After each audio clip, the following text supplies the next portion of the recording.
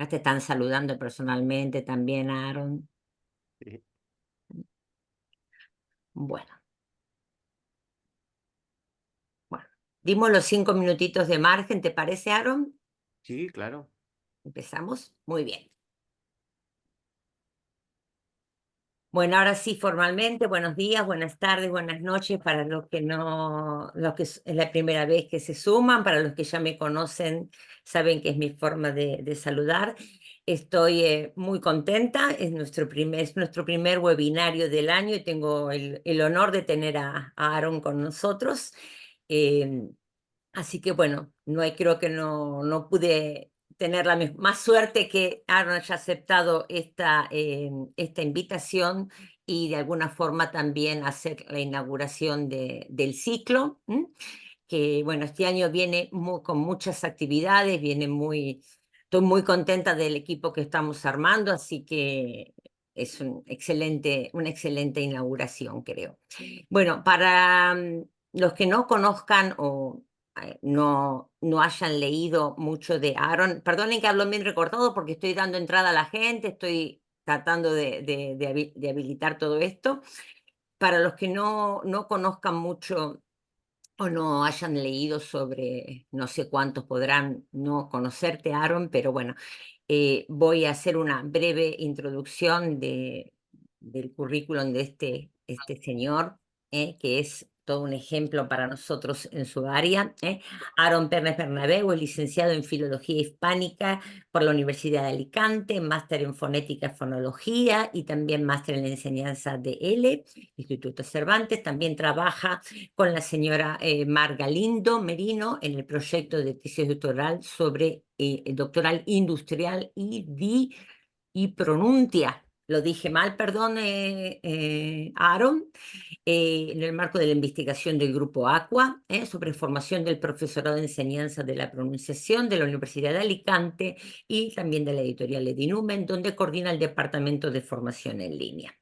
Es profesor de la asignatura de pronunciación, entonación y ortografía del máster en de máster en didáctica de L de la Universidad de Nebrija, que es muy interesante. Esa asignatura, no sé si todavía es no obligatoria, Aaron, pero bueno, Em, necesaria, imprescindible, podemos decir. Profesor de lengua o el español de traducción de pronunciación en L para instituciones como el Instituto Cervantes, la Universidad Internacional Menéndez Pelayo o la Universidad de Extremadura, entre otras. Sus líneas de investigación combinan los aspectos más teóricos de la fonética y la fonología, como dice, los aspectos duros, a veces de la lingüística, con elementos prácticos de su didáctica. De ahí que tenga investigaciones tanto en el ámbito de la producción oral como de la comprensión auditiva. Adicionalmente, es tesorero de la Asociación Mary Cornell, que trabaja por crear espacios de discusión académicos en torno de temas transversales, como el colectivo LGBT en el ámbito hispánico. Bueno, yo no quiero detenerme más en presentaciones formales, pero sí quiero decir que personalmente me interesaba mucho tenerlo a Aaron entre nosotros en la comunidad de Sin Fronteras, fundamentalmente porque sufrí en forma, digamos, en carne propia cuando me fui a vivir a otro país la primera vez, el cambio de lengua y la falta de pronunciación y ciertos puntos, eso como a nivel de persona. Y Aaron, para que sepas, me echaron del coro, porque decían que no pronunciaba bien, que no tenía oído. Y así que me quedó el trauma, sí, el coro de la escuela, me sacaron, me dijeron que mejor yo me organizara los eventos del coro, soy buena organizando, creo, me organizara los eventos del coro, pero no cantara. Y ahí quedó mi frustración, es un hecho real, creo que nunca más la vi a esa profesora de música, ahora se lo diría, pero en aquel momento me sentí muy acomplejada y dejé, sí, de Quilmes, Ana, una profesora de Quilmes, Ana, Ani. Y y bueno, y a partir de ahí sentí que no tenía oído, que no tenía oído y no podía pronunciar bien porque no tenía oído y todos esos mitos ¿eh? Que tenemos. Y bueno, y de ahí entonces cuando tuve la oportunidad de encontrarlo a Aaron en agosto, que nos vimos en Burgos, eh, le pregunté así, como muy inocentemente, Aaron, ¿no quieres participar en aprendizaje entre colegas una vez para hablar de esto? Y me dijo que sí, así, ¿eh? Muy espontáneamente, sin ningún protocolo ni nada. Y a la semana ya tenía, a los pocos días ya tenía el resumen y ya empezó toda la cadena y juntos fuimos construyendo esto y estoy, no puedo decirlo, muy contenta, pero muy orgullosa además, ¿eh?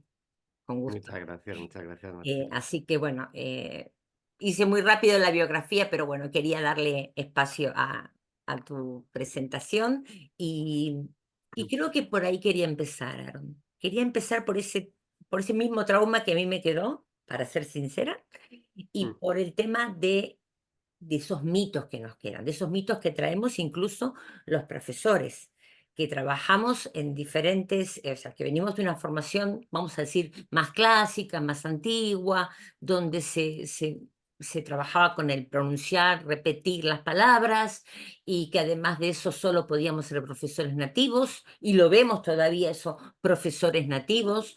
Y de hecho hay profesores que están presentes en este evento, Aaron, que más de una vez hemos conversado, que por ejemplo no les dan trabajo porque no son profesores nativos peninsulares, ujú, que sería otra vuelta más de aquí para el tema, ¿no? Pero bueno, un poco eso, romper un poco los mitos, que nos expliques un poquito más o mejor realmente cuánto es importante repetir, cuánto es importante ese pronunciar correctamente según lo que el otro espera que pronunciemos. Y eso de que el nativo es el único que puede pronunciar. ¿Cuántos nativos y cuántas opciones de nativos? Creo que por ahí me gustaría que ujú. pudiéramos hablar. Así que, Y señor, nada, pues lo primero, muchísimas gracias, Marcela, por la invitación. Es un gusto y como has comentado, pues dije que sí, por supuesto, porque tenía muchas ganas y has construido una comunidad estupenda en este espacio, así que es un gusto formar parte de él e iniciarlo en este 2024. Así que lo primero, feliz año a todo el mundo y espero que haya empezado con buen pie. en Em, febrero cumplimos 10 años y ahora en ¿Ves? este momento hay Fíjate, casi 3.000 personas, así que es una maravilla, no me quedo 3.000 personas, pero bueno, es muy una bien. maravilla, es una Sí, maravilla. bueno. Pues dicho esto, es verdad que tengo una breve presentación con algunos aspectos que quería mostrar de manera más visual, pero sí que voy a comenzar con tus preguntas, Marcela, y con algunos comentarios que también están reflejados en la entrada de blog que daba paso a este webinario. No sé si lo ha leído todo el mundo o no, pero bueno, se puede leer más adelante. Pero quería recordar con respecto a la cuestión de la repetición o de aspectos como la pronunciación correcta, que esa perspectiva sigue existiendo a día de hoy, no es algo del pasado. Y lo que tenemos que valorar es si es nuestra perspectiva o es otra más alternativa.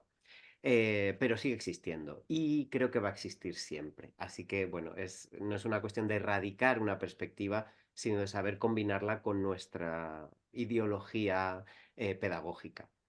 Y en este sentido, no solo cuando hablamos de hablantes de herencia y de la enseñanza de la pronunciación, sino cuando hablamos en general de la enseñanza y el aprendizaje de la pronunciación, las dos perspectivas que más se contraponen es la prescriptivista, es la de tienes que pronunciar así porque esta es la norma, y la descriptivista, que es la de vamos a ver cómo pronuncias o vamos a ver cómo te vas a hacer entender mejor. Y entonces en esa lucha, ¿no?, entre descriptivista y prescriptivista, que tiene un matiz muy importante y es muy distinto, está eso de escucha y repite. Es decir, escucha el modelo y repítelo tal cual. No hay opción a que pienses, que reflexiones, que discutas por qué de esta manera y no de otra, o qué matiz tiene, ¿no? Eso sí que se ve mucho más hoy en día en la gramática. ¿Por qué? Porque hemos reflexionado mucho sobre la diferencia, los matices que tiene, por ejemplo, el indicativo y el subjuntivo, y es más difícil encontrar estudiantes que te digan, pero ¿cuál es el correcto? Porque claro, si ya reflexionamos desde el principio con nuestros estudiantes sobre, no, es que lo vas a usar para cosas distintas, pues eso hay que trasladarlo también a la pronunciación. Esa perspectiva de no es que sea más correcto o menos incorrecto, sino que va a servir para propósitos distintos. Y ahí es donde empezamos a romper un poco la idea de que se pronuncia así o que escucha el modelo y repítelo tal cual, porque eso, si no me dices para qué o en qué contexto o con qué está conectado, pues no me va a servir de mucho, ¿no? Y más, bueno, esto podríamos hablar mucho más si uso palabras que ni conoce el estudiante. No, repite esta palabra, ya, y ¿para qué la voy a usar? ¿Dónde la voy a usar? ¿En qué contexto? Entonces, ahí abriríamos muchos melones. Pero en el caso de los hablantes de herencia, que es un poco el que nos ocupa hoy, en esa entrada de blog hablaba de un concepto que no es mío, sino que es de la bibliografía que cito ahí, que es el de lengua híbrida. Ujú, Y en ese caso, también hablamos de la pronunciación como la parte más visible de la identidad de nuestros estudiantes y por lo tanto, si tienen una llamada lengua híbrida, pues también tendrán una llamada identidad híbrida y eso tendrá un reflejo claro en una pronunciación híbrida, ¿no? Podríamos decirlo. Sí que es verdad que yo no es que esté más de acuerdo o menos de acuerdo con ello, porque no soy especialista en hablantes de herencia, pero sí puedo hablar desde el punto de vista de la pronunciación y de cómo hay un concepto fundamental que se llama interseccionalidad, que hace que los elementos como híbrido o no híbrido, o puro o impuro, no tengan mucho sentido, porque todo el mundo está hecho de diferentes aspectos que le atraviesan. Citaba algunos en la entrada de blog, como el género, la sociabilidad, el poder adquisitivo, las capacidades o la etnia, entre muchísimos más, porque hay ruedas de, si buscáis interseccionalidad, una rueda de interseccionalidad, podéis ver las tantísimos elementos que lo que se suele llamar nos atraviesan. Es decir, el que yo sea hombre, cis, joven, tiene unas características y sociabilizo con la sociedad de una manera que si no tuviera estos elementos en mí. Y eso es lo que va conformando mi identidad. ¿Es híbrida o no es híbrida? Dependiendo de qué, ¿no? ¿Con quién me comparo para decir que soy híbrido o no híbrido? ¿O con quién me comparo para decir que soy más puro que otra persona?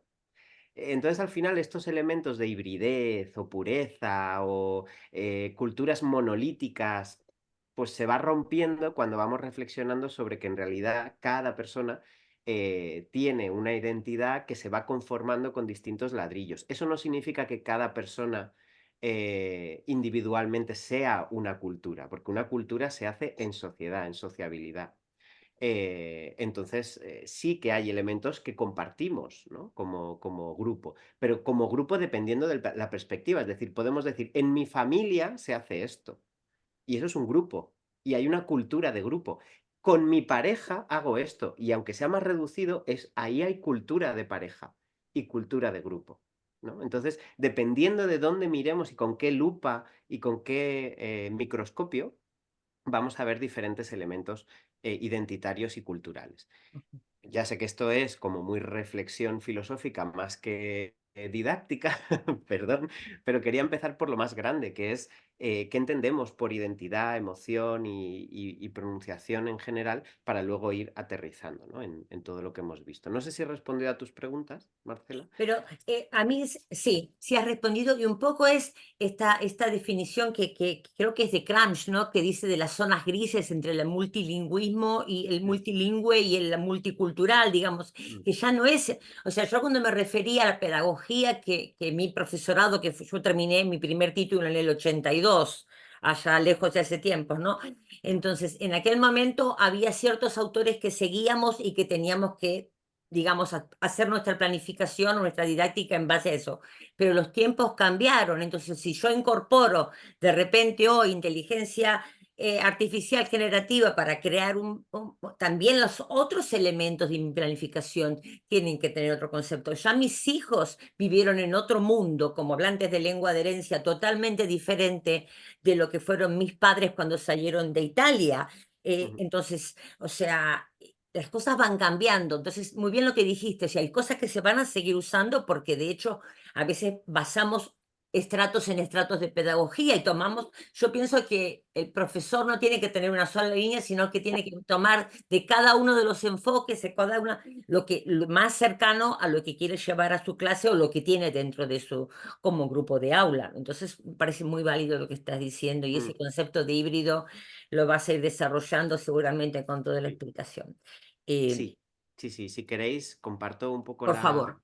pantalla para que mi presentación sea también más visual, que la hará seguramente más inclusiva, porque no solo oiréis mi voz y mis gestos, sino que también veréis un poco en los esquemas en los que baso las explicaciones que doy, y por eso he llamado a este webinario en el que amablemente Marcela me ha invitado. Dime cómo pronuncias y te diré quién eres. No es pronúnciame así para ser así, sino dime cómo, descríbeme cómo pronuncias y ahí te hablaré de quién eres, ¿no? De la identidad, la emoción y la pronunciación. Son los tres ejes sobre los que vamos a movernos en esta presentación. Y de hecho, lo primero que le pido a mis estudiantes siempre es que me digan, dime cómo te llamas o dime cómo te llamo. ¿Por qué? Porque yo quiero saber cómo se pronuncia tu nombre. Yo quiero saber cómo quieres que te llame. Eso me pasa mucho. Últimamente ya lo tengo tan interiorizado que ni siquiera lo pienso, ¿no? A veces me doy cuenta, digo, "Ostras, lo he hecho sin pensar, pero al principio tuve que hacerlo conscientemente, porque no sé si sabéis que hay muchos estudiantes chinos, pero también de otros lugares, ¿no? Este es un caso particular, pero que existen otros casos, cambian su nombre incluso antes de irse a Occidente, de viajar a Occidente, para facilitar a la otra persona la pronunciación de su nombre. Y no sé si habéis reflexionado sobre por qué hacen esto, ¿no? Por qué esto se hace, y si es para facilitar a la otra persona o simplemente para que dejen de llamar con tu nombre una cosa extraña, ¿no? O sea, es decir, si yo me llamo Aarón y oigo que en otro sitio me llaman Aaron, pues a lo mejor no me siento identificado con ese nombre y prefiero buscar un nombre que yo haya elegido para sentirme identificado en ese espacio, por ejemplo. No es mi caso porque no tengo esa dificultad, porque me llaman, de verdad, os lo prometo, de muchas maneras, aunque parezca que el nombre es como muy transparente, no lo es, hay muchas maneras y seguro que nos ha pasado a todo el mundo esto, ¿no? Que nos llaman de muchas maneras distintas y pues a veces nos acercamos más identitariamente a cómo nos llaman y a veces no. Pues una cosa tan identitaria como el nombre tiene una pronunciación y esa pronunciación está asociada a nuestra identidad. Entonces, por ejemplo, esta persona pues decidió que la llamaran Celia porque era lo que más se parecía a su nombre original en el contexto de España, que era donde iba a vivir, ¿no? Donde vivió un tiempo. Sobre esto hay mucho, ¿no? Se puede discutir mucho, pero es una primera chispa para ver cómo cuando somos hablantes de herencia, no es mi caso, aunque podría serlo. Ahora os cuento mi historia. Cuando somos hablantes de herencia, nuestro nombre ya nos empieza marcando como etiqueta hablante de herencia, ¿no? Ya es como, no eres de aquí. Y es como, ¿por qué no soy de aquí? No, no eres, sí eres de aquí, pero tampoco de aquí del todo. Y entonces ya empieza una primera barrerita que es el nombre. Decía que yo podría ser hablante de herencia porque mi madre no es nativa, no es hablante nativa de español. Ella es hablante nativa de inglés, aunque sus abuelos sí que eran de Murcia, y entonces ellos se trasladaron a Sudáfrica, donde efectivamente bueno, pues era una época que ya os podéis imaginar, el apartheid, y se separaba directamente entre blancos y no blancos, ¿no? Entonces es algo que ya conocemos esa historia, y dentro de los blancos también se separaba entre extranjeros y no extranjeros, ¿no? O sea, pues, os podéis imaginar, aunque claro, ya se sabía que los blancos que llegaban, pues no es que fueran originarios de allí. Entonces ya era como he dicho, una interseccionalidad de etnia, de color de piel o de... Bueno, era curioso porque en Sudáfrica los chinos eran no blancos y los japoneses eran blancos. Entonces, ese tipo de cosas muchas veces se hacía por cuestiones pues, culturales, económicas o sociales o políticas. Dicho esto, puedo entender, estoy muy en consonancia con muchos elementos que tienen los hablantes de herencia, aunque yo no sienta que se etiquetaba conmigo, porque muchas veces mi madre me decía un nombre para una cosa, yo la decía delante de otras personas y ese nombre no coincidía con lo que socialmente, por ejemplo, el pendrive, ¿no? Cuando se creó el pendrive, nadie lo llamaba pendrive, lo llamaban, no sé, palito en España, no lo tengo. Mi madre lo llamaba stick, entonces yo lo empecé a llamar el stick, pero la gente decía: "¿Qué es eso?". Y yo: "Pues esto". "No, pero si eso se llama", y me decían otro nombre. Y yo ya empezaba a sentir que, claro, lo que decía mi madre, pues no coincidía con lo que la sociedad, entendía, y ya empezaba a ver ese tipo de cuestiones que coinciden mucho con lo que escuchan, los hablantes de herencia, sobre todo si viven en contextos donde se mezclan distintas variedades de la lengua de sus padres. Esto entronca con las competencias docentes, ¿no? Sobre todo con la parte emocional, la parte de qué emociones asociamos con la enseñanza de la pronunciación. No sé si conocéis este documento, imagino que se ha comentado en varios webinarios de este grupo, pero hay una parte que es gestionar sentimientos y emociones en el desempeño de su trabajo. Creo que no hay elemento lingüístico más emocional que la pronunciación. Por lo que decía antes Marcela, ¿no? Tú ya te sientes atacada, ¿no? Por cuando dicen algo de ti sobre cómo oyes o cómo pronuncias algo. Ya sientes que es un ataque mucho mayor que si te dicen, oye, ese subjuntivo no iba ahí. Quizá emocionalmente no impacta tanto como pronuncias mal o no entiendes nada de lo que te digo. O sea, la emoción se sabe que hay un impacto mayor en la pronunciación que en otros elementos lingüísticos. Quizá no con otros pragmáticos sociales o culturales, pero sí a nivel lingüístico, digamos, de las estructuras lingüísticas canónicas, la pronunciación es la parte que está más en esa superficie emocional, que la toca más. Por eso, gestionar emociones también es gestionar pronunciación y gestionar pronunciación también es gestionar emociones. Y hablabas también de algunos elementos de discriminación lingüística. Y eso también tiene mucha relación con los hablantes de herencia, con la emoción y con la pronunciación. Y también tenemos aquí noticias como aprende a pronunciar si quieres trabajar aquí. Así es la discriminación por acento.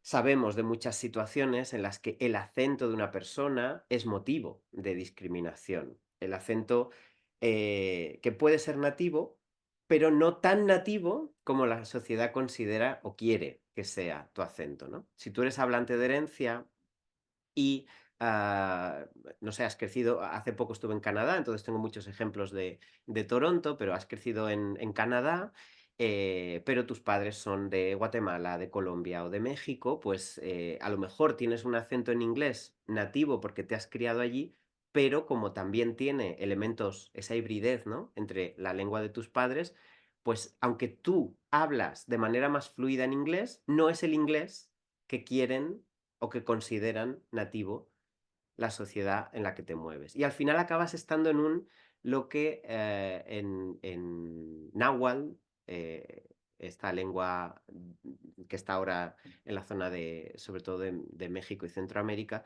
se considera nepantla, o sea, entre dos mundos, ¿no? Esa idea de no tener un pie ni en uno ni en otro, ¿no? Esa sensación de no pertenecer a nada y de pertenecer a todo. Pues esto, la discriminación, también impacta de manera muy clara en la emoción de la persona que habla. Voy un poco rápido, pero luego, como tendréis la grabación para ir parando y los enlaces, seguro que si os interesa alguna parte podéis acceder ahí.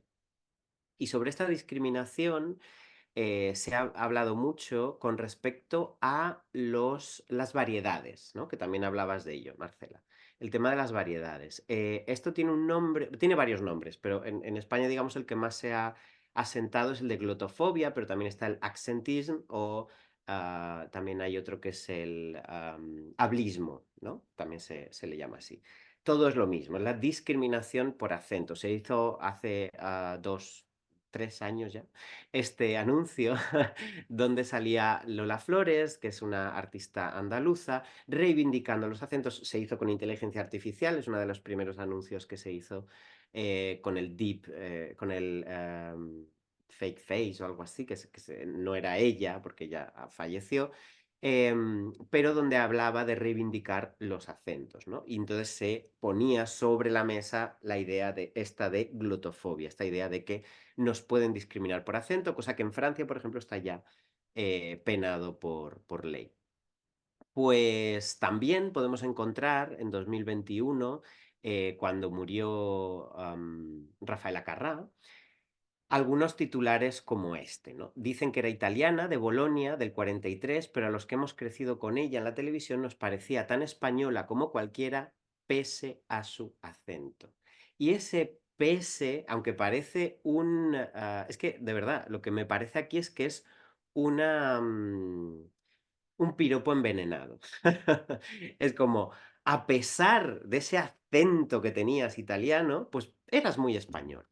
Y eso también es algo que oyen mucho los estudiantes de hablantes de herencia, porque es, bueno, para el acento que tienes, hablas muy bien, ¿no? Ese tipo de comentarios también inciden y son piedrecitas emocionales que van mellando tu identidad, que van mellando tu sociabilidad, ¿no? Te vuelves más renuente, ahora hablaremos de ese concepto, la renuencia a hablar, el bloqueo emocional a hablar en una lengua, porque se dan estos muros sociales cuando interactuamos con otras personas. Y eso tiene que ver mucho con la pronunciación. Vamos a ver un vídeo, no es muy agradable en el sentido de que nos pone un poco en tensión, pero sí que me gustaría analizarlo porque tiene mucho de lo que sacar y es que no sé si conocéis este caso, precisamente del programa Caso Cerrado que se emite en Telemundo, en Estados Unidos, pero de habla hispana, donde una jueza, la doctora Polo, la llaman, se hizo muy viral justo este espacio, o sea, este clip, pero lo vamos a ver entero, porque se hizo viral solo una parte, pero la gente creo que no vio todo, toda esa parte, son 4 minutos, sé que puede parecer mucho, pero es muy interesante. Entonces voy a compartir con sonido, aquí lo tengo, la pantalla y vamos a escuchar a la doctora Polo, cómo llega una testigo de un caso y que en realidad está siendo, bueno, bastante violento el momento porque ella, la testigo, es hablante de herencia y a una dependienta que hablaba en español, ¿vale? Le hablaba en inglés, a pesar de que ella era hablante de herencia y sabía hablar en español, y eso es lo que genera esa fricción. Vamos a ver qué pasa aquí. Caso cerrado.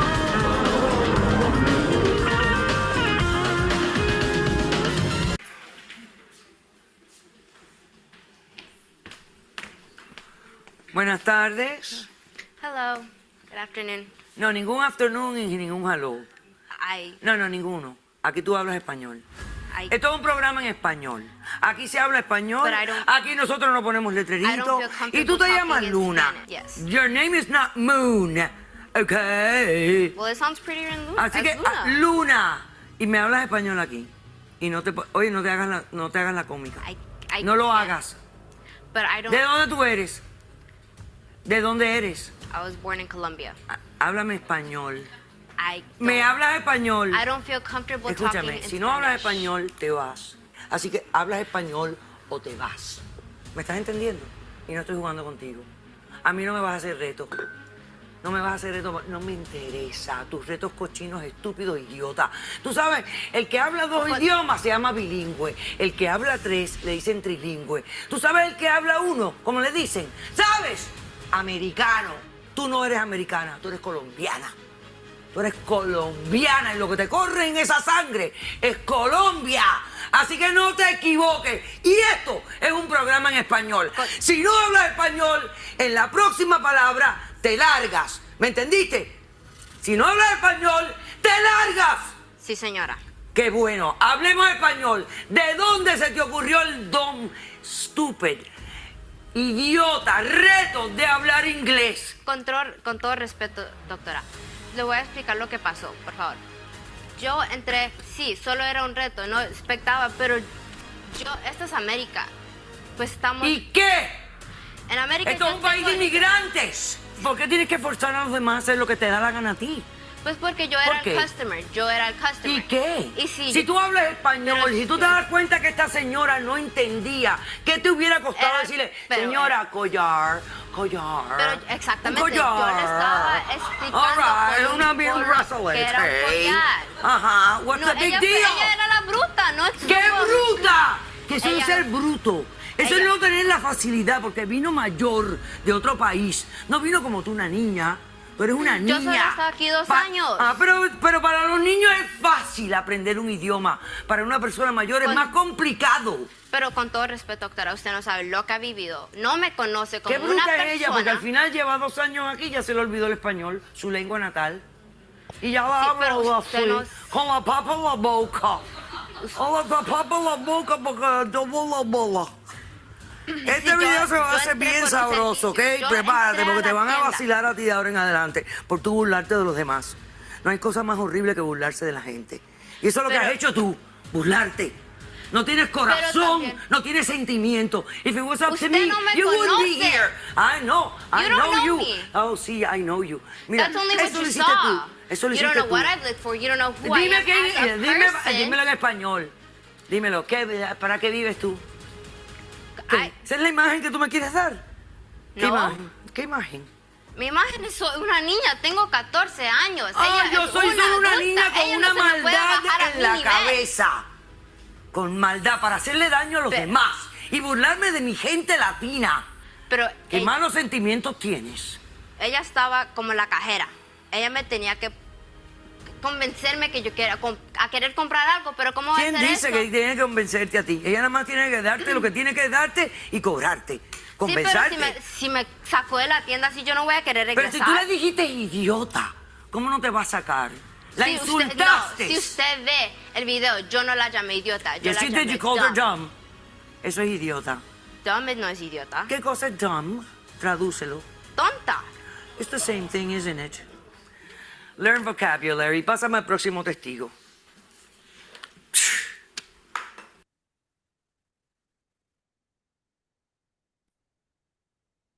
Bueno, es duro. Eh, se hizo viral precisamente no porque fuera duro, sino más bien porque hizo gracia, porque se utilizó en muchas ocasiones para hablar de cómo en muchas clases de idiomas nos prohíben usar nuestra lengua materna, ¿no?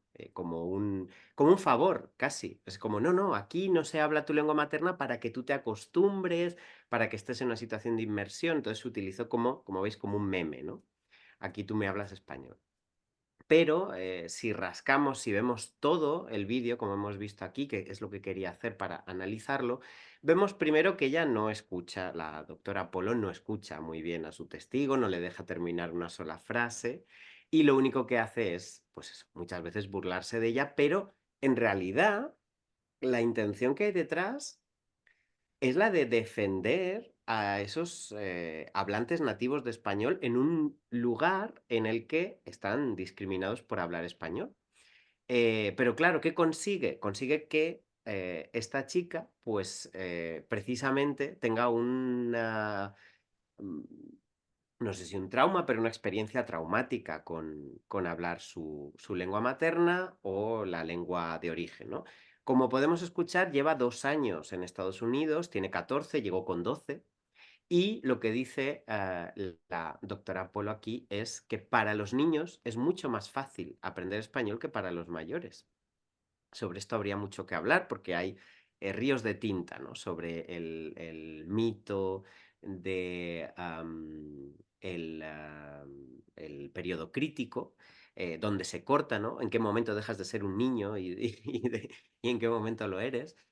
¿Por qué es más fácil para ti y por qué no? Y muchas veces tiene que ver con la experiencia que tú tienes, el uso de la lengua, ¿no? Hay algunos elementos ahí que vamos a ver así rápidamente.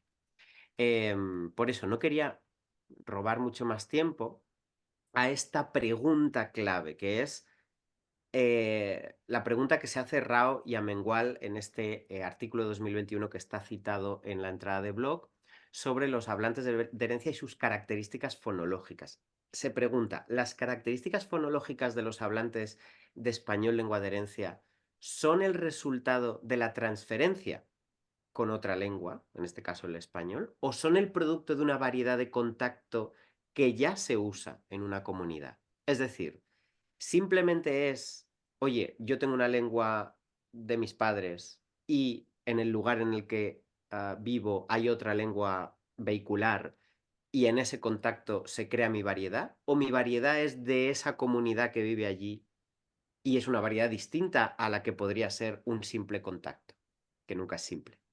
Esa es una pregunta que está por investigar y que Rao y Amengual se preguntan, ¿no? Que esas características fonológicas, ¿cómo de diferentes son en español lengua de herencia frente a español lengua extranjera? Y eso es lo que habría que indagar mucho, ¿no? Porque es lo mismo un contacto entre una persona que no es hablante de herencia y un contacto de una persona que sí lo es. Entonces, claro, para eso hay que definir, ¿no? Que es un hablante de herencia y sabemos que es un grupo muy heterogéneo y que depende de muchos factores, según este artículo, la edad de adquisición, la competencia lingüística que tienen, la dominancia lingüística, que esto es un concepto que se suelen juntar con competencia, pero no tiene por qué ser lo mismo. Y es qué lengua domina más en ti.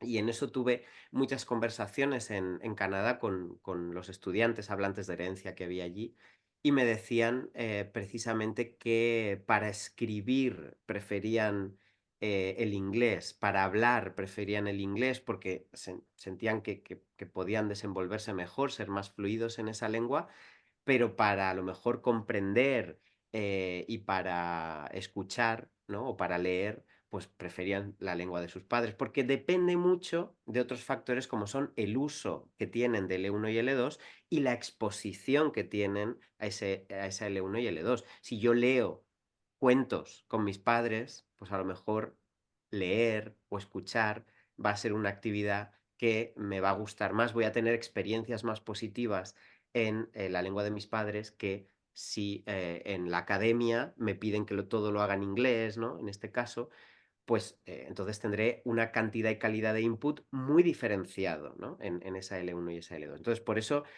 de nuevo, la teoría de la interseccionalidad nos habla de cómo nos atraviesan diferentes factores y eso es lo que va conformando nuestra identidad. Y claro, falta por investigar sobre la relación entre identidad y afinidad cultural, ¿no? Cómo me relaciono yo con la cultura en la que me desenvuelvo. Hay muchos más estudios sobre la producción de hablantes de herencia que la percepción de estos estudiantes, cómo perciben los hablantes de herencia, la fonética de su lengua de herencia, frente a la producción, ¿no? Se ha estudiado mucho más cómo producen, qué características fonéticas tienen esos estudiantes.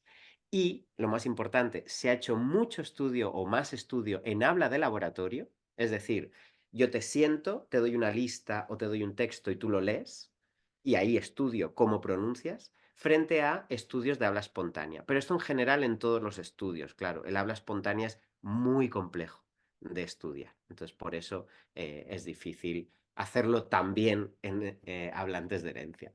Pero sería lo más interesante, ¿verdad? Porque podemos diferenciar entre cuando yo leo un texto o leo un grupo de palabras frente a cuando yo comento, hablo, soy más espontáneo. Pero es complicadísimo, ya lo digo. Sobre estos elementos afectivos, que creo que es donde más va a incidir este hecho, pues hay una vinculación entre factores afectivos y aprendizaje de la pronunciación. Como decía, el artículo paradigmático en ese sentido es el de Elena Verdía de hace pues, 14 años ya. Y claro, nos dice que ninguna de estas variables de forma aislada impone un límite absoluto. Es decir, cuando decimos, no, es que hasta tal edad no puedes aprender fonética como un nativo. Mentira, porque hay otros factores que van a influir más, menos, de otra manera. Es decir, no podemos decir de manera absoluta nada influye totalmente en que tú aprendas de una manera o aprendas de otra. Va a ser un conjunto de factores, ¿vale? Entonces, es algo que debemos ya tener en cuenta, no decir, no, es que siempre, en todo caso, en cualquier situación, no, eso no nos va a valer para la pronunciación. Y Laroy nos dice que nuestra pronunciación está también íntimamente conectada con nuestros sentimientos sobre nosotros mismos, nuestra seguridad o la falta de ella, nuestro sentido de la identidad, nuestra autoestima. Y todos son elementos que entroncan emoción e identidad. Entonces está ahí la pronunciación cuando hablamos de lengua. ¿Qué tres ejes hay en este sentido? Pues la autoimagen que tenemos como hablante. Si es como hablante de herencia, ¿diríamos que es híbrida? Me pregunto. La renuencia a hablar, que es lo que tenía esta testigo que hemos visto, es decir, me cuesta hablar, me niego a hablar, no porque no sepa, es que I don't feel comfortable, no me siento cómoda hablando español. Esa es la renuencia a hablar. Incluso el miedo al error que lleva a la ansiedad también. Todo esto son elementos afectivos que tienen que ver con la pronunciación y que Verdía dice que el éxito se consigue como una cebolla, ¿no? Se consigue teniendo motivación, esa motivación se consigue teniendo altas expectativas y las altas expectativas se construyen a través de creencias positivas. Y no podemos tener creencias positivas si tenemos experiencias negativas. Por eso digo que este tipo de experiencia que hemos visto en televisión pues no va a generar éxito en que nuestra estudiante se sienta cómoda produciendo español, porque todas estas capas tienen que construirse antes, ¿vale? Como os dejo toda la bibliografía, sé que voy un poco rápido, pero entiendo que se puede luego discutir más. Al final hay falta de confianza, ¿no? ¿Qué puede provocar esa renuencia a hablar? La falta de confianza, el miedo a cometer errores, el respeto a la figura del profesor en algunos casos también, la preservación de la imagen pública, no quiero que piensen de mí que no sé hablar una lengua o que no sé hablarla del todo bien por esas experiencias negativas, mantenimiento de la armonía, bueno, si no hablo, aquí no pasa nada, ni bueno ni malo, pero no pasa nada. La modestia puede ser, no tengo suficiente competencia para hablar. La importancia del silencio frente al lenguaje puede ser un rasgo de mi personalidad, o por la escasa competencia en la lengua meta directamente. También puede pasar, ¿no? Por nuestras experiencias. Y la ansiedad, claro. Además de la timidez. Claro, la renuencia tiene dos dimensiones claras, como muchas cosas, ¿no? La dimensión cognitiva es qué percepción tengo como hablante, ¿no? Lo que hemos dicho, la modestia o que yo percibo que no tengo suficiente nivel. Es mi percepción como hablante, esa es la dimensión cognitiva. Pero hay una que es la que podemos ver, que es la dimensión conductual, cómo actúo. Y es, claramente, la renuncia es una evasión de la interacción, por ridículo, por manipulación comunicativa. Entonces, la evasión es siempre el mecanismo que, como docentes, tiene que ser el elemento que nos ayude a hacer clic de aquí pasa algo. Y hay que empezar a indagar dentro de esa cebolla en qué punto está nuestro estudiante y por lo que evade la interacción, ¿no? Porque no podemos empezar por la cognitiva, no podemos abrir el cerebro y saber lo que piensa nuestro estudiante, pero sí podemos ver cómo actúa ante ciertos elementos. Y tiene que ser un indicador ya de, cuidado, aquí hay una evasión de la interacción. Y de hecho las personas que tienen esta renuencia a hablar tienen esa tendencia a subestimar las recompensas y a sobreestimar las sanciones. ¿Esto qué quiere decir? Que tienen un gran miedo a la evaluación negativa. Y creen que lo bueno que puede salir de atreverse a hablar, lo bueno que puede salir de atreverse a hablar, no es tan bueno como lo malo que puede salir de atreverse a hablar. Que eso es muy malo, muy, muy malo, ¿no? Por eso sobreestima las sanciones, las pone como demasiado altas y subestima las recompensas. Como no es suficiente la recompensa que puedo tener como para lanzarme a hablar. Y claro, de ahí que esas experiencias que tengan, esa relación entre emoción y pronunciación tenga que ver con cómo han experimentado pues la discriminación lingüística o esos otros elementos. Esto se puede paliar, es decir, como docentes somos esas personas que podemos tratar y trabajar con esas experiencias. Podemos trabajar con la renuencia. Es decir, esto no es un análisis para decir, bueno, pues esto es lo que hay, sino que es un análisis para decir, esto es lo que podemos hacer. Por ejemplo, ayudarles con actividades como la que dice Laroy, que es, vamos a crear un falso español. Él lo hace con un falso inglés, porque el libro es sobre pronunciación del inglés. Pero en nuestro caso, vamos a crear un falso español, un español falso, donde nos vamos a centrar más en los suprasegmentos que en los segmentos, es decir, más en la entonación, el ritmo, y vamos a falsear ese español, es decir, no vamos a hablar español de verdad, sino uno que se parezca al español. Y así tienen más control sobre ese español porque lo han fabricado, lo han creado, ¿vale? No es real. Se disminuye la ansiedad. Y como no van a cometer errores, porque es un falso español, pues tienen más seguridad, ¿vale? Y es un ejercicio del que podemos partir para reinventar el español y generar, fijaos, control y seguridad, los dos elementos principales. Otro puede ser la coevaluación. Si hemos generado un ambiente de seguridad en clase, pues podemos ayudar a que unos estudiantes lean un texto y otros vayan subrayando donde oyen cosas que les suenan raro.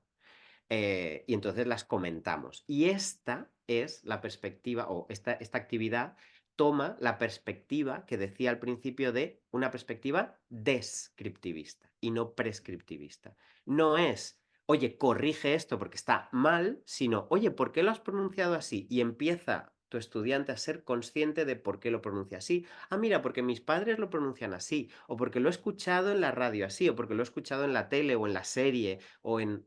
Y entonces empieza a ser consciente de por qué pronuncia las cosas como las pronuncia. Es una chispita para empezar a reflexionar sobre por qué hace lo que hace y no simplemente, oye, ¿lo hago bien o lo hago mal?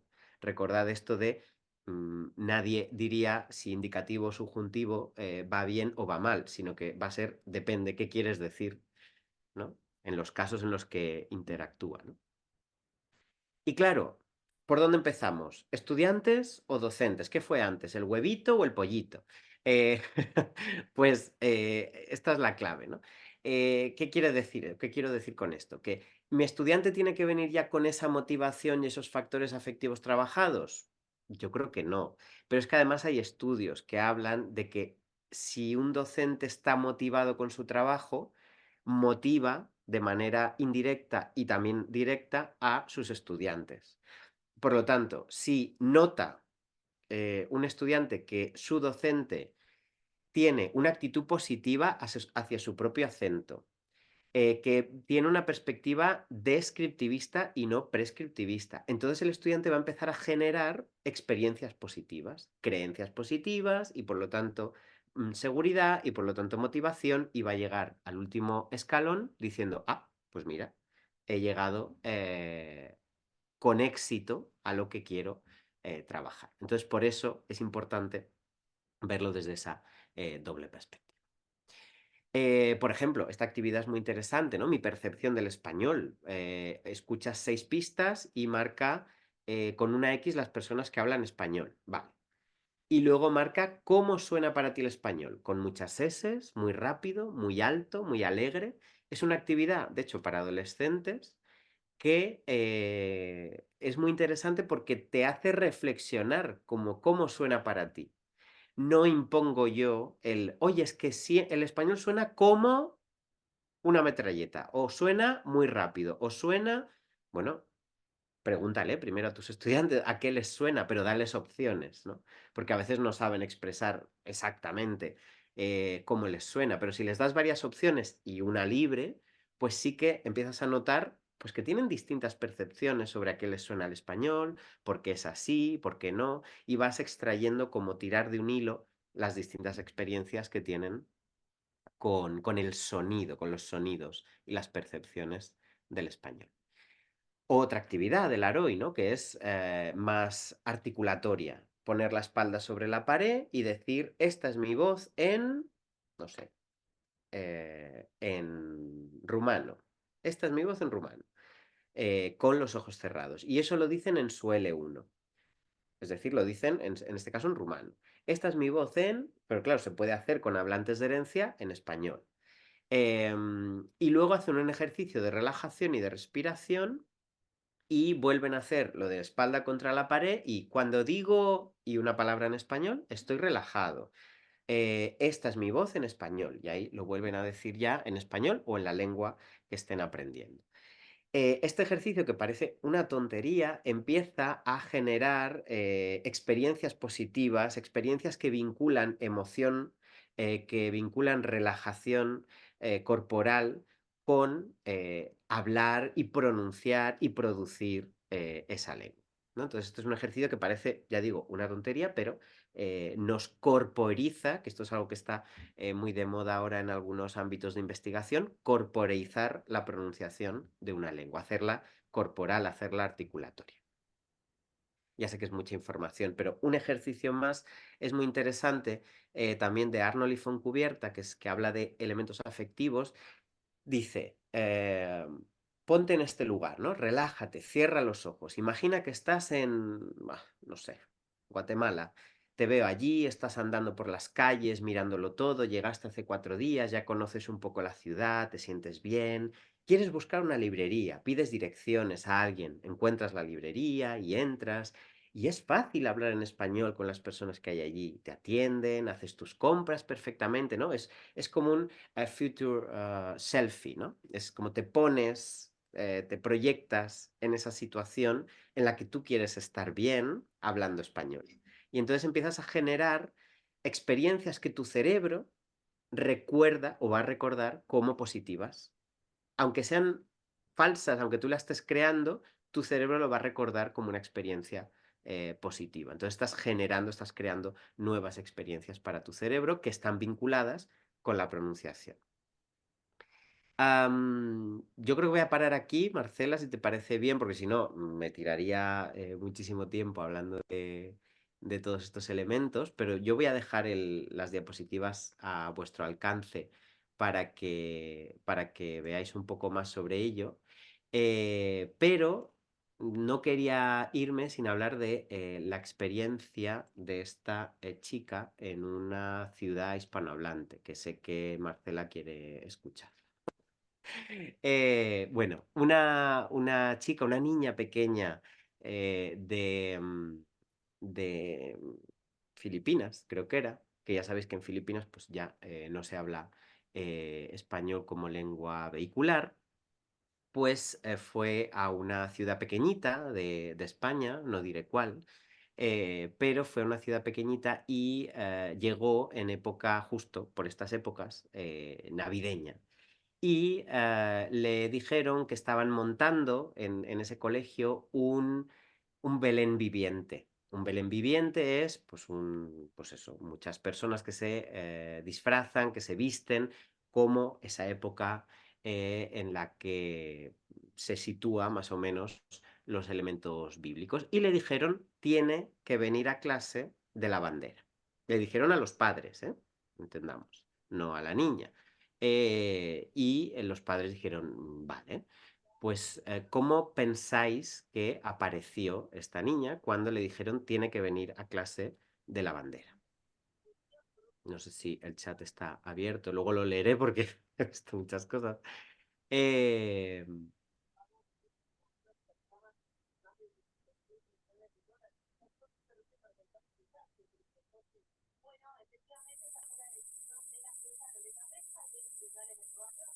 Vestido en su bandera, dice Emilia. Bueno, en principio, esto es lo que esperaríamos si segmentamos bien, ¿no? eh, esta frase. Pero efectivamente aquí está, como la podéis ver a la izquierda, la pobre niña vino, pero de la bandera de España. Pues los padres segmentaron, esto es una llamada falsa segmentación. Primero, el contexto cultural no lo tenían, evidentemente, y no entendían por qué, o qué era, o qué representaba, qué implicaba un Belén viviente. Podemos ver, pues, una niña como de estrella, vienen como de pastores, ¿no? Y una niña que está de la bandera de España.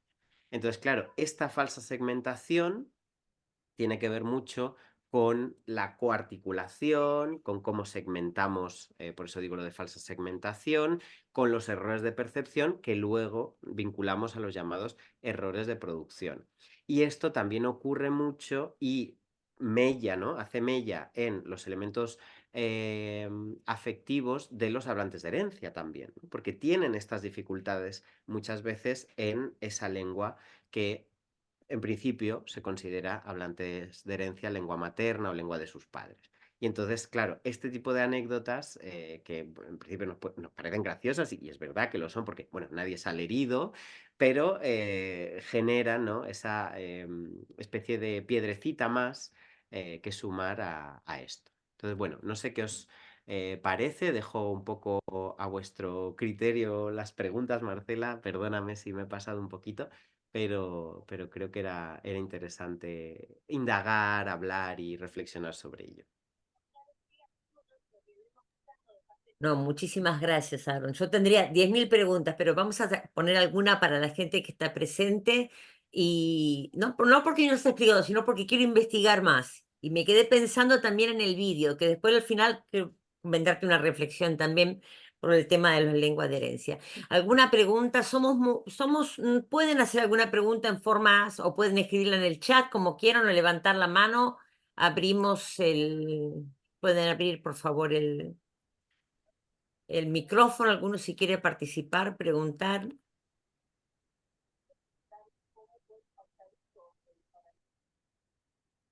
¿no?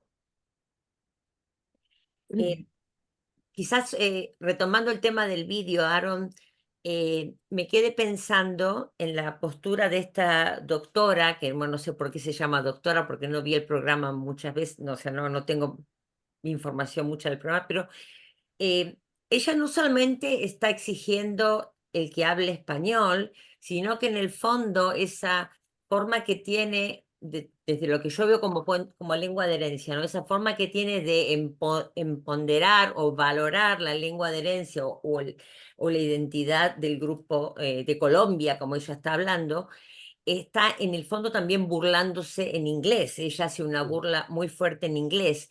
Y una de las posturas que tratamos siempre de mantener con el tema de lengua de herencia es que o sea, conservar y fortalecer la lengua de herencia, está bien que tratemos de que la hablen, pero no en prejuicio o no en un mal ver o en un mal opinar sobre la lengua del país de residencia, porque mm, en definitiva esos chicos tienen que adaptarse. Y quizás esa chica lo que está haciendo es tratar de alguna forma, tratar de integrarse, aunque no haya sido el camino correcto o el camino adecuado en ese momento.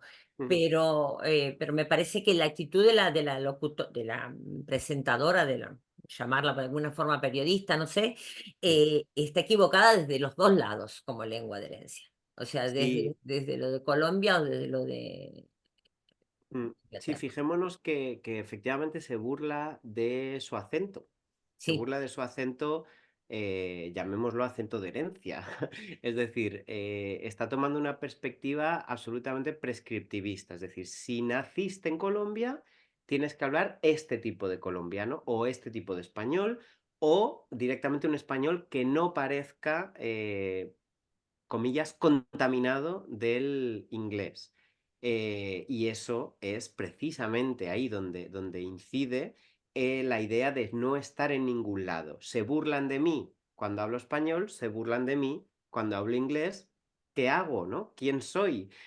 ¿Cómo hablo? Y ese tipo de reflexiones que a lo mejor no son conscientes, pero sí que van creándose inconscientemente en su cognición, pues es lo que debemos identificar y como docentes empezar a hacerles ver que es igual de válido para comunicarse un tipo de acento u otro y además en el contexto en el que están van creando su propia comunidad, como decía este artículo, y su propio acento de comunidad, ¿no? Yo cuando estaba en Canadá veía eso, para empezar, iban cambiando entre inglés y español los hablantes de herencia de español, que no eran muchos, además, es una comunidad muy pequeñita en Canadá, o en la parte por lo menos de Canadá donde estuve.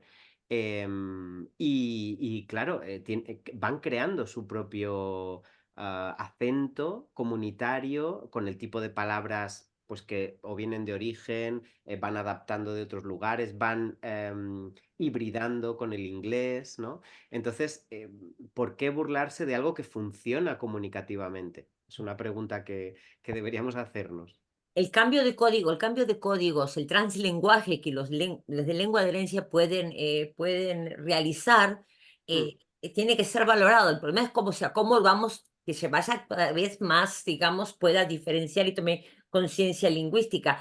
A mí me tocó trabajar con padres en Estados Unidos que escuchar decir no sabo kid, burlándose ujú, de los chicos que no hablan bien el español sí, según lo que ellos piensan que tienen que hablar el español, y es muy duro, es muy duro. Hay un par de comentarios en el chat. Acá Rocío nos dice que algo similar sucedió hace unos días con Sofía Vergara, en un, no sé si un programa, no sé, yo no puedo leer, ahí en El Hormiguero, como se pronuncia en inglés, se pronunciaba sí. eh, cuando pronuncia Modern Family, ok, en El Hormiguero. Sí, sí, en ese caso, gracias Rocío por el dato, porque es de actualidad rabiosa, que justo precisamente este presentador que se le suele conocer porque intenta ridiculizar muchas veces, sobre todo a las mujeres, en sus programas, y en este caso Sofía Vergara devolvía todos esos intentos cada vez que pasaba, que eso le ha hecho estar en el podium, ¿no? de invitadas de honor de este programa, precisamente en ese momento en el que Pablo Motos, el presentador, le decía, ¿cómo has pronunciado Modern Family? Le hacía la misma burla exactamente que hemos visto con lo de la papa en la boca, ¿no? Y parece que si no lo haces como quieren que lo hagas, está mal. Y es que eso ya de base para nada vale, pero tampoco, evidentemente, para la pronunciación de una persona, ¿no? Y esto es algo, claro, esto es algo que específicamente se hace mucho en España, ¿no? El pronunciar de una manera anglohablante una palabra inglesa está muy mal visto, porque lo que intentas denotar, según el concepto cultural que hay detrás, es que eres mejor o que pronuncias mejor que otra persona, y no es así. Y mucho menos en el caso de Sofía Vergara, que decía, oye, respondía, ¿y tú cuántos premios has ganado en Estados Unidos? Como diciendo, perdona, que si lo pronuncio tal.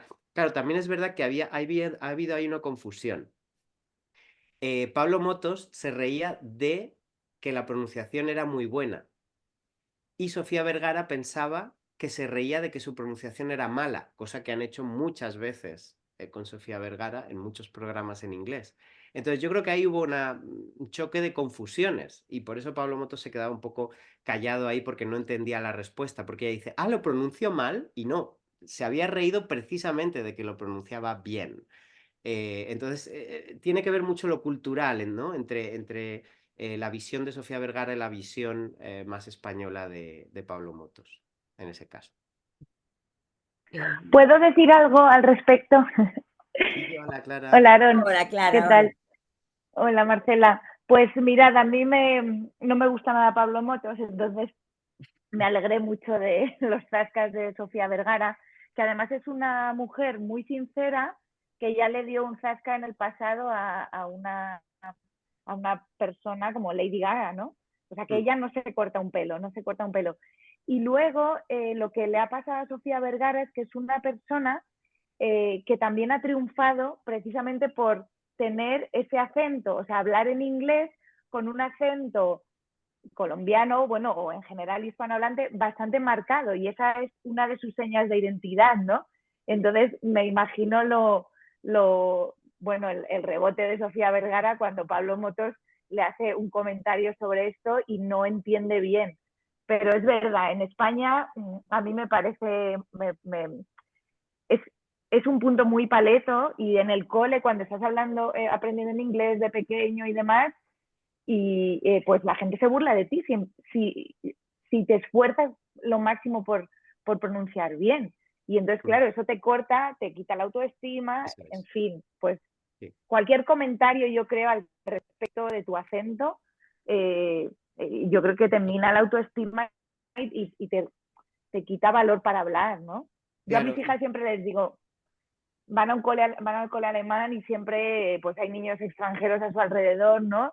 Y siempre les digo, no hay que burlarse de nadie, ni hacer referencia al acento, ni aunque lo hagas con cariño, porque no, que hay que dejar a cada uno que hable como, ¿no? Me parece lo más sano emocionalmente, sí, sí, al no, margen de la totalmente de acuerdo. corrección. Ahora, le doy la palabra a María, pero quería comentar sobre esto que los comentarios sobre el acento nos parecen socialmente aceptables, pero no nos parecerían aceptables comentarios sobre el peso o Uh sobre -huh, la uh ropa -huh, de una uh -huh, persona uh a -huh. día de hoy, aunque hace unos años también. Pero el efecto psicológico es el mismo.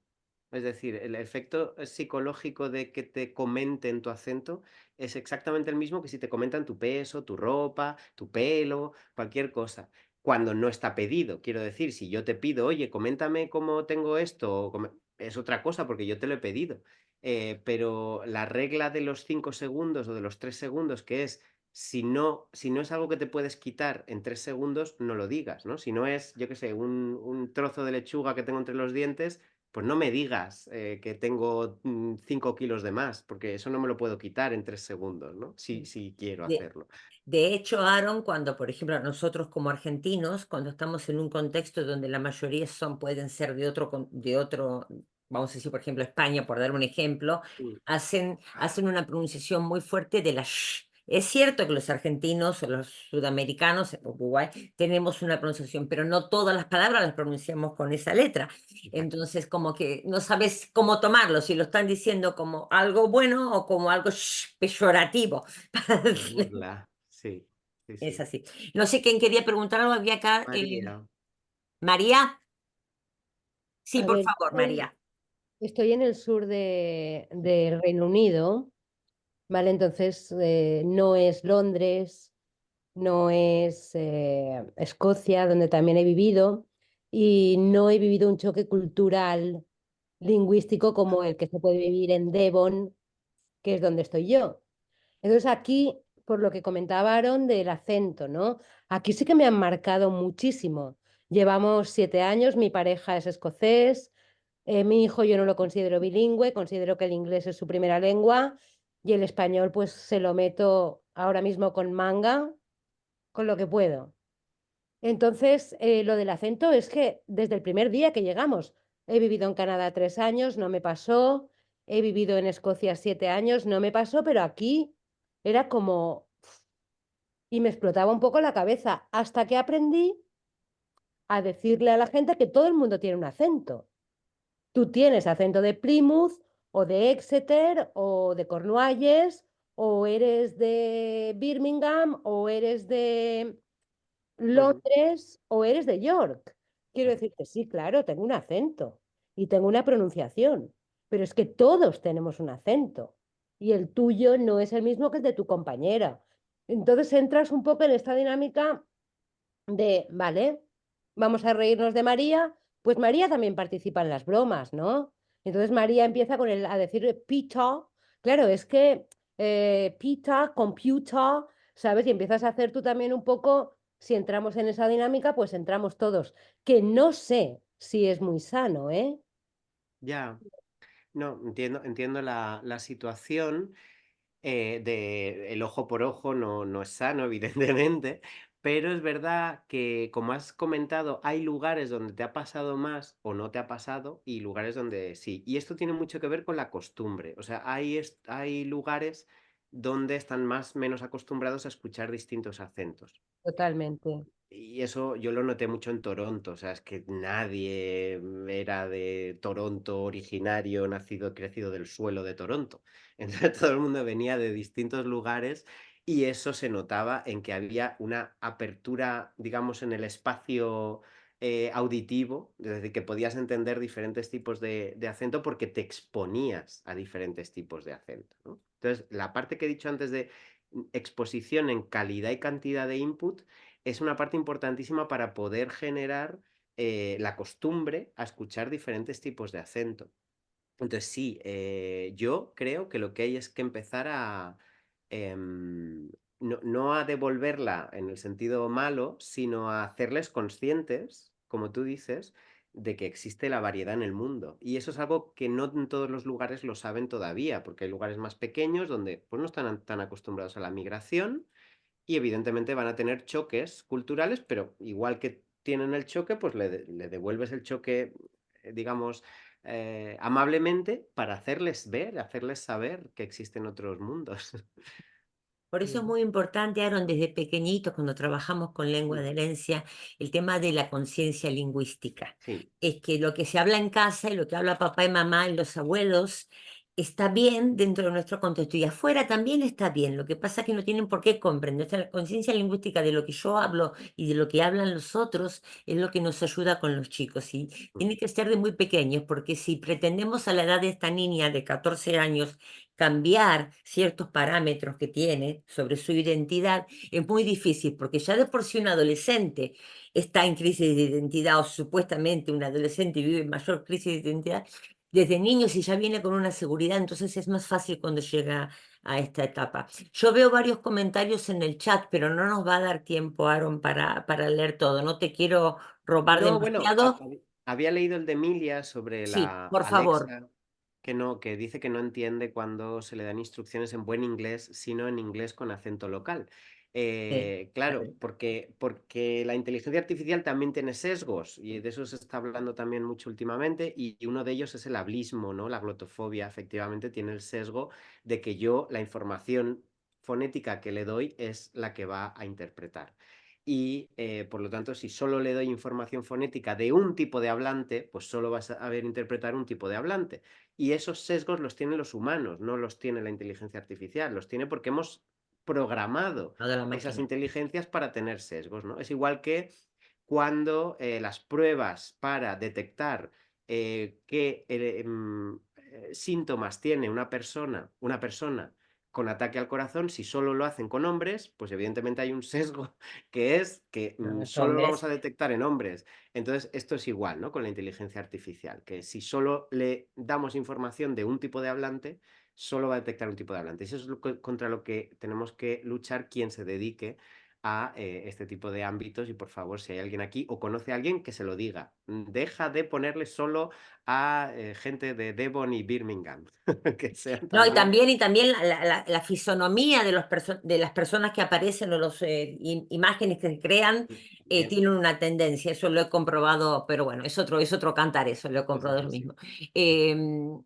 Acá Ana nos dice que es difícil inculcar como profesores a los niños en la clase de lengua de herencia que todas sus pronunciaciones son válidas cuando en la sociedad en que viven, cuando terminan esas 2 horas de clase que tienen en la semana, ven y escuchan prejuicios como esos que la TV o parte de las instituciones a la hora de elegir profesores y materiales. Exactamente, Ana, Sí. exactamente, lo hemos conversado en Estoy de cursos. acuerdo y aquí yo tengo, no la solución, pero tengo una reflexión fuerte, que es que Dale. efectivamente la sociedad no la podemos cambiar con una varita mágica, pero sí podemos generar situaciones en clase de pensamiento crítico. Es decir, la sociedad va a decir esto, pero si tú tienes tu propio criterio, como decía María, bueno, yo puedo ver que hay discriminación, pero si tengo mi propio criterio, pues lo voy a defender con estos argumentos, ¿no? Entonces es darle argumentos a esos estudiantes que no son tontos y que tienen mucha inteligencia emocional porque les pasan muchas cosas relacionadas con su acento,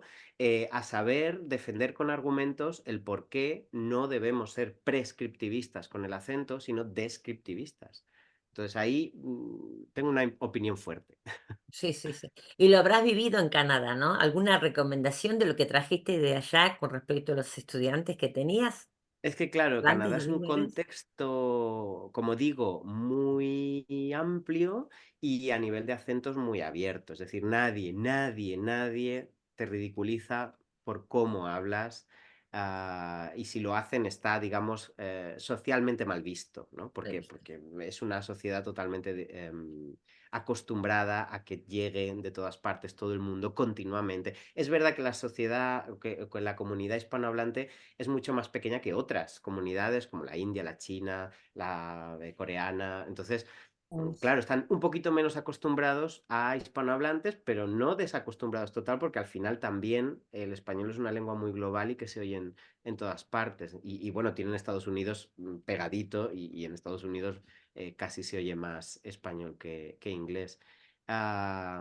Entonces, donde sí que estuve también fue en Los Ángeles y en Boston y también pude ver efectivamente que era un mundo completamente diferente pasando a la frontera, ¿no? Viendo que todo estaba casi en bilingüe, porque como Estados Unidos no tiene una lengua oficialmente oficial, pero sí de facto oficial, pues puedes poner en cualquier lengua los carteles y al final los carteles de ese tipo de países revelan pues cuáles son su público, ¿no? Su target, a quién quieren comunicar las cosas, a quién quieren atraer, y la mayoría estaban, por lo menos en Los Ángeles, en español directamente. Entonces, claro, California es el estado con más hispanohablantes.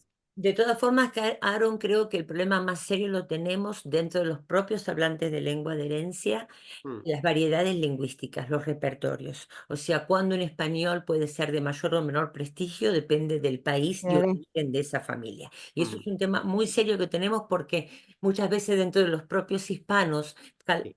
calificamos diferente, con diferente grado, si es un español de Colombia, o es un español de Chile, o es un Claro. español de Cuba. Y eso me parece que es uno de los primeros puntos que tenemos como profesores, tener muy claro, presentar ese repertorio lingüístico lo más rico posible para que escuchen todos los acentos. En el caso mío, trato de hacerlo de todos los materiales que van a los libros. Cualquier libro que lleva mi nombre o que he participado de alguna forma, he buscado que los audios estén grabados por personas nativas de ese país, para que sonara lo más lo más parecido a lo que queremos o a lo que se espera de ese país. Y todos los chicos se pudieran sentir de alguna forma identificados, aunque no fuera exactamente el acento, porque si vamos a México con la cantidad de las 68 lenguas que lo rodean, entonces sería imposible, pero que de alguna forma estén presentes. Entonces eso hay que cuidarlo mucho con los materiales, hay que cuidarlo. Totalmente. Lo que decía de calidad y cantidad de input tiene también que ver con eso, ¿no? La variedad de input, lo que le decía María, si no estamos acostumbrados a la mayor cantidad de input variado posible, pues no vamos a generar estudiantes competentes, vamos a estudiantes menos competentes, porque si solo entienden una variedad, que es la que yo llamo de prestigio, pues van a ya no irse a otro país, sino contactar, escuchar un vídeo, ver una serie de otra variedad y ya no la entienden. Y eso no es un hablante competente en español. Ahora, el siguiente paso, estoy totalmente de acuerdo con que exista eso, el siguiente paso es que no solo sean hablantes nativos, sino también que los audios estén dirigidos o que haya locuciones no imitadas, sino reales, Reales. de hablantes no nativos o de hablantes de herencia que tienen esas particularidades fonéticas que vemos. Entonces, eso sería un paso ideal para el futuro y ojalá, pero bueno, Y ojalá se ojalá alcance. encuentre alguna editorial que me venga a poner Spanglish, que me deje poner los dos juntos. Todavía no la he encontrado. Exacto. Y tan fácil como explicarlo en el aula, quiero decir, hablarles de la variedad lingüística. Yo hablo mi español, tengo este acento, no puedo poner otro, es el mío, pero existe esto está ahí fuera, no hay un español mejor que otro. Si os resulta más fácil decir cerveza que decir cerveza, podéis decir cerveza siempre que seáis conscientes de que se escribe con Z. Quiero decirte, yo lo hago con mis beginners, que hablo más en inglés, quizá. Les explico que esto es lo que hay. Yo hablo lo que hablo, pero es que ahí fuera lo que tú dices. O sea, que sean, porque es muy, muy difícil encontrar audios, sobre todo a un nivel, si son niveles más avanzados, trabajas con material auténtico y no pasa nada. Pero en un beginners o un intermedio 1, que son un A1, A2, encontrar un audio que te sirva para los contenidos que damos en el aula Complicado. es muy complicado y que ellos lo entiendan. Vaya, Sí. que te describan la casa o que... Y no todo el mundo tenemos amigos que nos puedan grabar un audio. Ya. Y a Y con veces, la velocidad que tú quieres y el léxico que tú quieres. exacto, Son muchos factores. sobre todo con los tiempos verbales que necesitas, porque son los que han dado, no les metas un subjuntivo, porque son 1 a 1. Entonces Y, yo les explico lo que hay. y una última cosa, sé que nos vamos ya mucho de tiempo, pero es que me gusta mucho esta reflexión, porque algo que también reflexiono mucho en los cursos de formación sobre este tema de las variedades, que es el que sin duda más tiempo de reflexión, de dudas y de peleas incluso ha generado en mis cursos, lo que yo digo siempre es, les hablamos de las variedades, les presentamos las variedades, pero luego, a la hora de pedirles que produzcan lengua, también les pedimos que produzcan lengua de manera consistente. Es decir, elige esta variedad y siempre úsala. Y yo pienso, pero eso, ¿en qué mundo? Es que yo tengo una variedad o mi variedad y uso palabras de otras variedades que me parecen más interesantes. Eso me hace menos puro, por eso vuelvo al principio, esa idea de pureza o hibridez. Es que somos continuamente híbridos, ¿no? Nos vamos hibridando conforme aprendemos. Hombre, Entonces, decirles, yo hablo valenciano y hago la V. Quiero decirte, claro, yo diferencio la B de la V y me sale en sí, clase. sí, sí. Exacto. Y no podemos pedirles que sean consistentes y además basándonos en qué, en una norma que yo me he inventado sobre si eliges el colombiano, colombiano a muerte, pero ya, pero el de dónde o por qué solo este tipo de colombiano, por qué no puedo sesear y al mismo tiempo decir una palabra que he oído con C, decirla así, ya estoy siendo poco consistente. Entonces, eso también es una trampa en la que solemos caer por influencia de tiempos pasados, en los que nos decían monolítico. Esto es así, esta es la norma, y lo demás es otra cosa. Pero no, es que la otra cosa justo es lo que más hay, ¿no? Aaron, antes de cerrar una consulta, mira, hay un comentario en el chat y me Sí. gustaría que si tenés experiencia, porque yo no tengo una experiencia muy positiva con algunas con algunos materiales de esta web. Hay una web lingua.com que tiene opciones de audios, acentos diferentes en sus lecturas. No siempre, no sé tu experiencia, Aaron. En lo que yo he encontrado algunas cosas que eran como medias no auténticas reales, como un acento creado, sobre todo con los acentos que conocía, que Ya. tenía más acceso yo, pero no sé, no tengo tanta experiencia. ¿Vos, Aaron, lo conoces? No. No, Vale. esta no la conozco. Tomamos nota y AB, no sé quién es, pero AB tomamos nota y prometo buscarlo Sí, pero a mí me gusta mucho el Youglish, que es este buscador de YouTube, que tú buscas una palabra y te busca todos los vídeos que hay en sí, YouTube sí. con esa palabra y de esa manera ya sé que luego tienes que hacer una curación, ¿no? De qué vídeos funcionan y qué vídeos no, pero si dices, oye, como decía María, necesito un tiempo verbal, pues voy a ponerlo en Youglish y a ver qué vídeos hay donde se dice de esa manera ese tiempo o esa palabra que yo quiero usar. Y entonces ya es un filtro para, bueno, seleccionar ese audio real, porque está en YouTube, y empezar a trabajar con algo más adaptado, pero al fin y al cabo real, ¿no? De un corpus real. Está bien, está bien. Bueno, Aaron, no tengo más que decirte. Gracias. Creo que seguiríamos charlando y charlando Sí. con vos. Lamento que tengamos que cortar, pero son 8:30. Ya nos hemos tomado media hora más de lo que le había pedido a Aaron. Y bueno, realmente creo que mucho para investigar y estamos esperando tu tesis doctoral. Sí. Y bueno, a ver todo lo que nos va a poder aportar a nuestro trabajo. Muchísimas gracias, Aaron. De Nada, un verdad, y gusto. gracias a todos los que se acercaron hoy para acompañarnos en este primer aprendizaje entre colegas. Paso una promo chiquitita. Está por ahí Clara. El 8 de febrero la tenemos a Clara de la Flor con nosotros, que nos va a presentar. Nos va a detallar más de punto y coma, habla con Eni, todo su trabajo como el periodismo bueno, el periodismo cultural puede ayudarnos en la enseñanza de lengua. Nuestro trabajo, tanto como lengua extranjera como lengua de herencia, nuestro español en diferentes contextos. Así que bueno, próxima cita, 8 de febrero, por este mismo canal, a esta misma hora, como decimos. Solamente que aclaro, por favor, 6 de la tarde siempre es hora Madrid, porque sería la hora como más céntrica para mí, para el trabajo, ¿ok? Pero cada uno, por favor, tiene que buscar dentro de su calendario horario. No pongo todas las horas porque, por suerte, la comunidad está abierta a los 5 continentes y estoy muy contenta por eso. Que tengan todos un muy buen año, ¿eh? Muchísimas gracias por habernos acompañado.